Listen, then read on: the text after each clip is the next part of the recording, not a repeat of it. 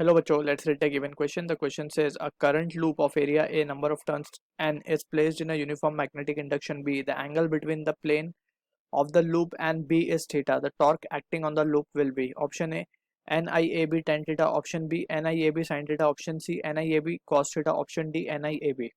So to understand the given situation, first of all we need to understand what exactly is magnetic moment or magnetic dipole moment. So by definition magnetic moment m bar is equals to I dot A bar, right. अगर हम consider करें loop, किसी भी shape का loop हो सकता है let's say, and in this loop current is flowing in the anti clockwise direction.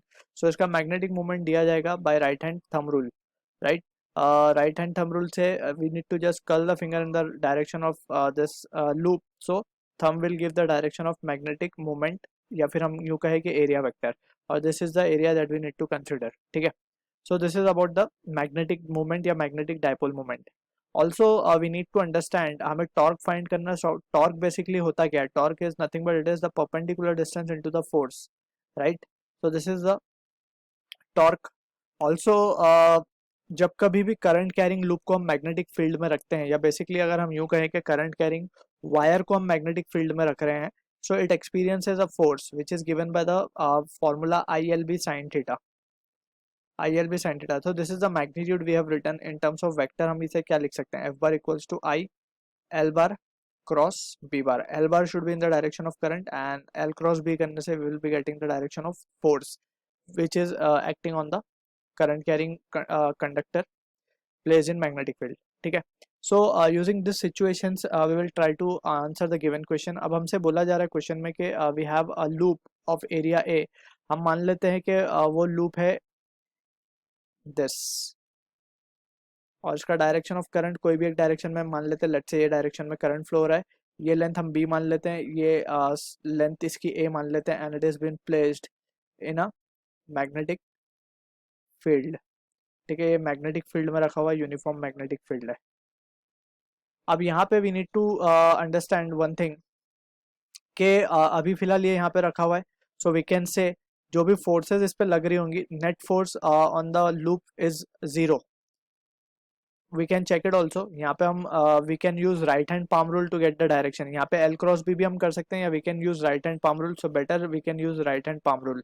Right hand palm rule में करना क्या होता है? We need to put finger in the direction of magnetic field, thumb in the direction of current, and palm of the right face right hand gives the direction of force. So in this scenario यहाँ पे force लग रहा होगा. इन this situation force यहाँ आ रहा होगा, इन upper side में यहाँ पे फोर्स आ रहा होगा, and on the lower side force यहाँ लग रहा होगा. So all the forces will be balancing and we can write net force is zero in this scenario. हम इसे यहाँ लिख देते हैं, F net is zero. ठीक है. अब यहाँ पे as also we can see जो line of action है forces का, that is also the same. So that's why we can say कि इसके ऊपर जो लगने वाला torque है in this situation it is zero. ठीक है ना. टॉर्क के लिए हमें क्या चाहिए होता है? Perpendicular distance and force. अब ये फोर्स तो आपस में एक दूसरे को कैंसिल आउट कर रहे हैं. सो वी कैन से कि यहाँ पे फोर्स है ही नहीं, net force is zero, so torque भी जीरो होगा. लेकिन अब हम क्या करने जा रहे हैं? We will just tilt this loop. इस लूप को थोड़ा सा टिल्ट करेंगे हम. इसको हम यहाँ अंदर लिख दे रहे हैं बी, और let's say we will write it over here. So यहाँ पे हम इसको अगर थोड़ा सा टिल्ट करते हैं फ्रॉम इट्स एक्सिस, कुछ इस तरीके से,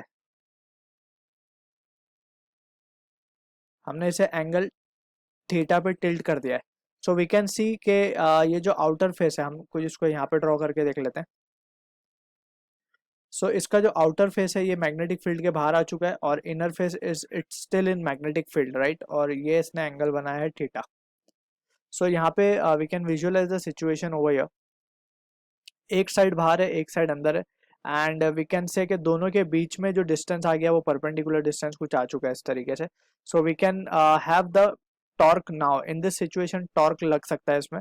ऑल्सो वी कैन से जो थीटा हमने लिया है यहाँ पे, theta is already been given. यहाँ पे हम देख सकते हैं कि जो मैग्नेटिक फील्ड का डायरेक्शन है it is inward. Magnetic field inward है, और मैग्नेटिक मूवमेंट का अगर हम डायरेक्शन देखें, सो जैसे हमने डिस्कस किया, मैग्नेटिक मूवमेंट का direction current is flowing in this sense.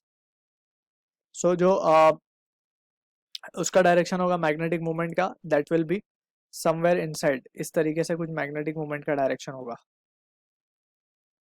Right. So हम देख सकते हैं मैग्नेटिक मूवमेंट इस तरफ है, और ये जो मैग्नेटिक फील्ड है वो अंदर की तरफ है. So angle between them is theta, right? So from this situation we can say,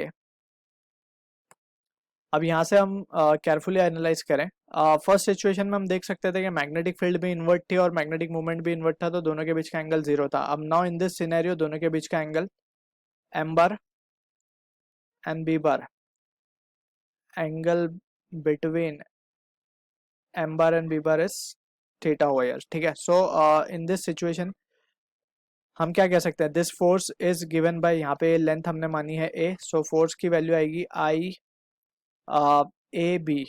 ठीक है. और यहाँ पे भी फोर्स की वैल्यू आएगी आई ए बी, राइट?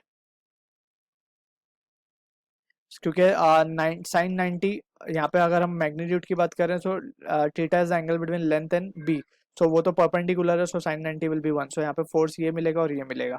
अब यहाँ पे अगर हम इसका टॉप व्यू से इसको एनालाइज करें, सो यहाँ पे कुछ इस तरीके से सिचुएशन ड्रॉ की गई है.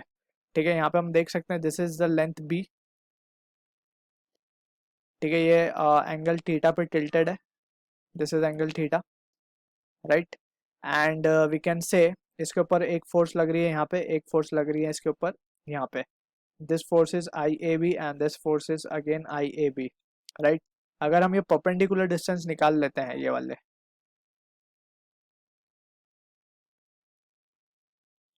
राइट? ये perpendicular distance, force into perpendicular distance अगर हमें मिल जाएगा, so we will be having the value of torque. अब हम पॉइंट ओ ले लेते हैं, इस पॉइंट को सेंटर पॉइंट ओ मान लेते हैं. सो अब यहाँ पे हम क्या लिख सकते हैं, वी कैन राइट ये परपेंडिकुलर डिस्टेंस क्या है अगर हम केयरफुली देखें, so this will be b sine theta, b by two sine theta basically. ये इतनी लेंथ कितनी हो जाएगी, ये हाफ हो जाएगी b by two. So b by two, और ये एंगल जो है opposite upon hypotenuse, so we can say b by two sine theta. और सिमिलरली ये भी क्या आ जाएगा, b by two sine theta, right? So from this we can say एक टॉर्क जो लगेगा क्लॉकवाइज, दूसरा भी clockwise, so just we can add it up. So we can write this value as to be force into the perpendicular distance. So force तो है हमारे पास I A B and the perpendicular distance is b by 2 sin theta plus I a b into b by 2 sin theta again, right?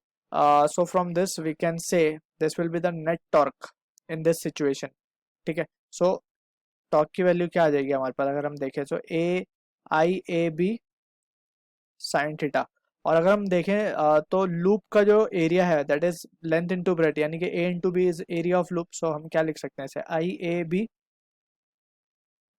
और यहाँ पे B is missing over here, so we can write it over here as well. So I A B sine theta. So यहाँ पे हम देख सकते हैं this is the value of torque we are getting. और अगर इसमें नंबर ऑफ टर्न्स आ जाए, इस कॉइल में बहुत सारे टर्न्स अगर हम ऐड करते हैं, so just we need to multiply it with the number of turns. So this will be the value of torque we are getting.